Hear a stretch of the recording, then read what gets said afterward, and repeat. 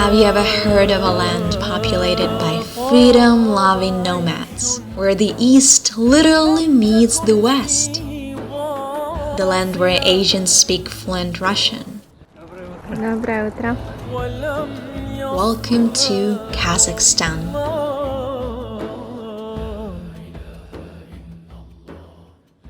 My boyfriend and I have spent the entire year in Kazakhstan. We came from a small town in Donbass, very famous area right now, and it's our first time to be in this country.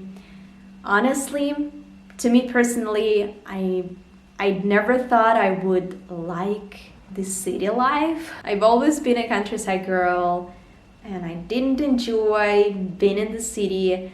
It was like a great retreat for me to have to spend a few days in the city, but I never considered living in a city for a long time. It turned out to be much better than I expected. There are a few factors that contributed to that.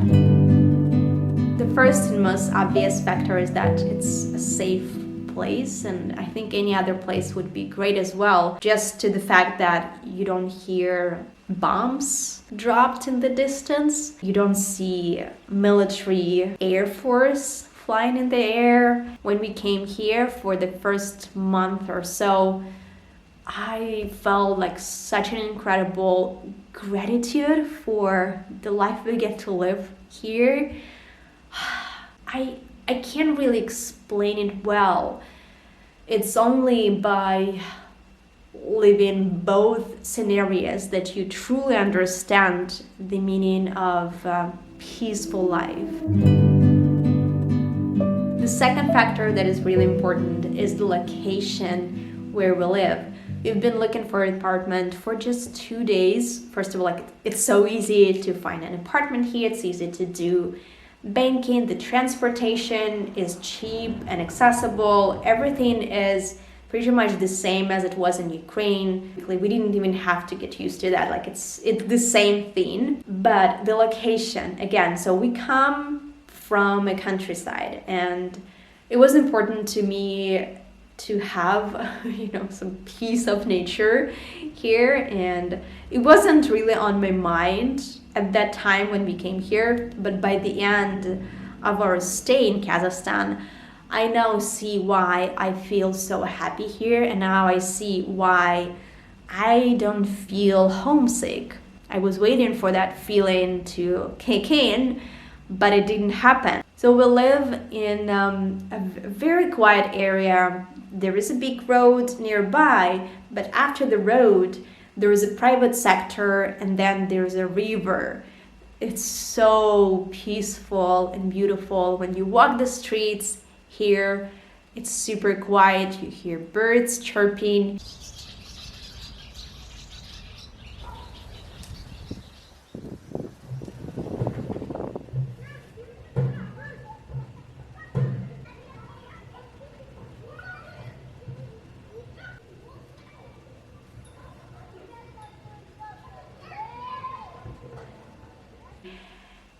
It's so magical. The sky is very huge and big here because there are no high rises. You see, that's a vast chunk of sky. Let's take the scenario. We had rented an apartment in some other part of the city. We would be living in high rise block of flats, and the buildings would be just stacked together. There are no trees there, no parks, and you have roads surrounding your neighborhood. All the traffic noise, lots of pollution, and you have to take the bus or the taxi to go to that peaceful, quiet area of the river. Nice. Can you hear those sounds? Those sounds outdoors.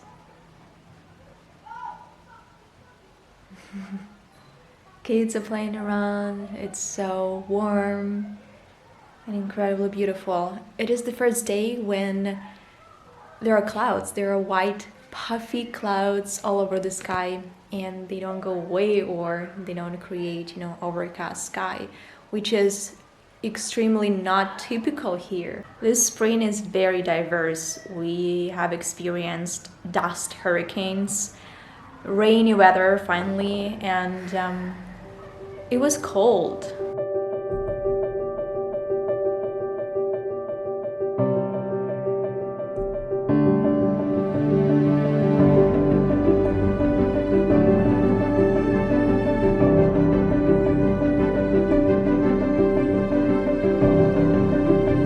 Good morning. Let's go. Let's go check the road. Wait, what?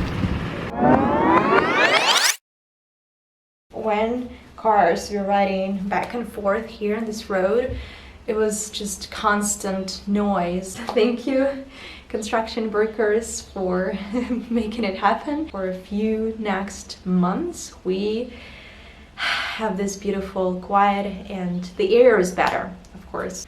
Just listen to it.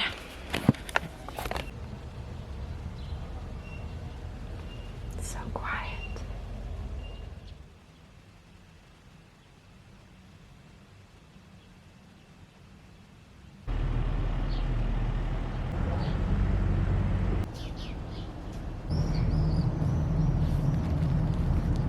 What do you think?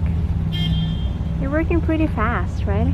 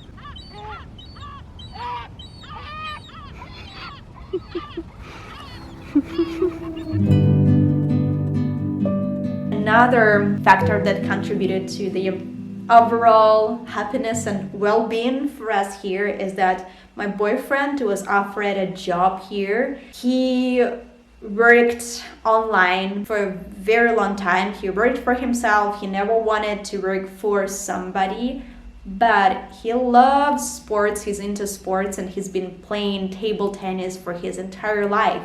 So he was offered to be a table tennis coach here. I believe it's the greatest job to have, to be not in a professional sport industry, but to be somewhere in between, where you don't wear yourself out that much, but you get to exercise every single day. You help other people to be physically fit, to be healthy, and you get paid for that. All of people are so amazing, so amazing. We really do chat with each other. We say not only hi to each other, like we chat about the things that happened. Like, I feel like I know them for my entire life. It really feels like it's my second hometown. One person taught me to treat each place you're staying as your home. In some way, it implies taking care of it, cleaning it. So I did what I could with what I had.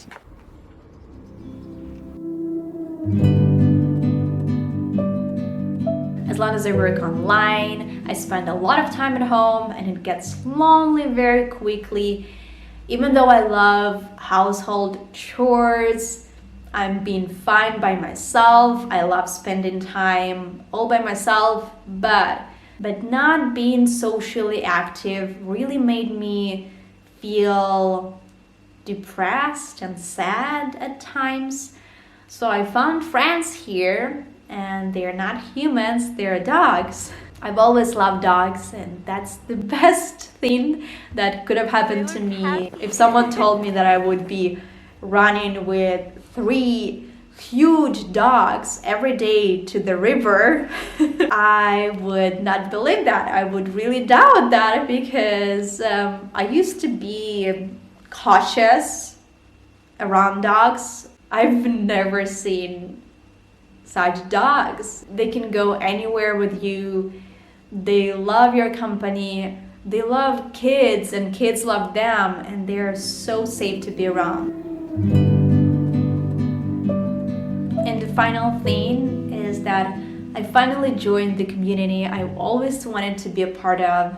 I was a part of it on YouTube, online, but I wasn't an active member of the inside community. It is a language community created by Hadar Shemesh. You should really check her out, and I highly recommend all her programs and the free community Influency on Facebook. I'm not on social media, but the greatest thing about that community is that you can still be very active there without having a social media account. So I have a Google Calendar with conversational groups and different events hosted by the community, where I can speak to people all over the world. I hear so many different accents. You're used to that smell and to waves crashing the shore.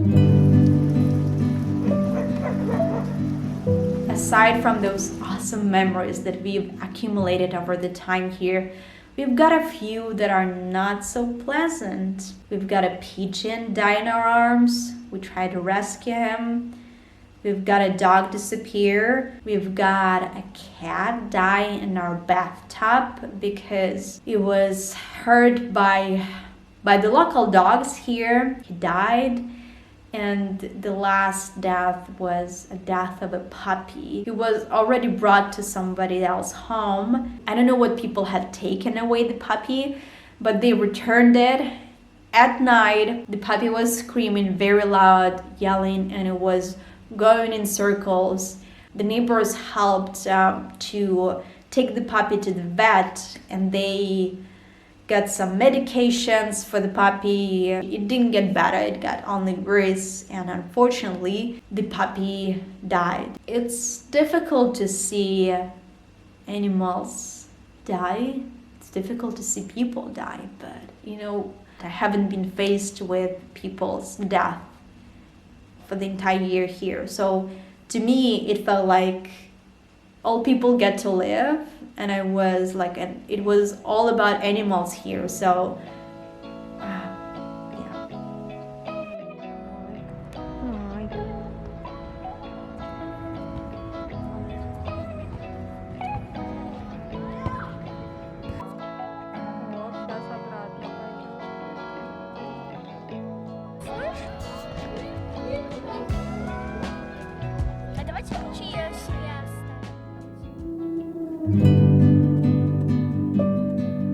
My intention with pretty much every video I make is for you to feel gratitude for life, is to see the joy that you have in your life in simple things. It doesn't have to be complicated. Like, every little detail of your life is precious and worth paying attention to, worth living.